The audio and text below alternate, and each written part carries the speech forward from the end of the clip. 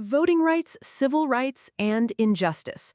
Virginia sits at the center of a national struggle over voting rights and civil rights.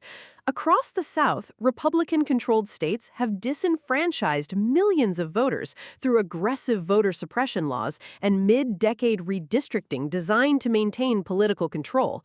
Republicans in Congress and the Supreme Court have repeatedly and systematically eroded the landmark 1965 Voting Rights Act, the very protections John Lewis fought for, weakening federal oversight and making it harder to challenge discriminatory voting laws.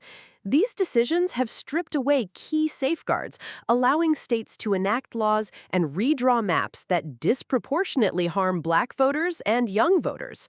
Republican leaders are deliberately working to shrink the electorate and silence communities that have historically fought hardest for their rights. In 2025 and 2026, Republican-controlled states like Alabama, Tennessee, Louisiana, North Carolina, and Texas aggressively redrew maps to racially gerrymander congressional districts and secure Republican advantage and eliminate and weaken representation for millions. At the same time, President Trump and congressional Republicans are aggressively pushing the SAVE Act, which would impose new documentary requirements to block millions of eligible Americans from registering to vote. Virginia has already felt the impact. In April, Virginians voted to support a redistricting amendment designed to counterbalance Republican gerrymandering sweeping the South. Even though the Virginia Supreme Court discarded the election results on a technicality, the vote itself sent a clear message. Virginians will push back, fight for our rights, and demand accountability. On November 3rd, Virginians have another opportunity to do exactly that, to defend the right to vote, to stand up for civil rights, and to insist that every community deserves to be heard.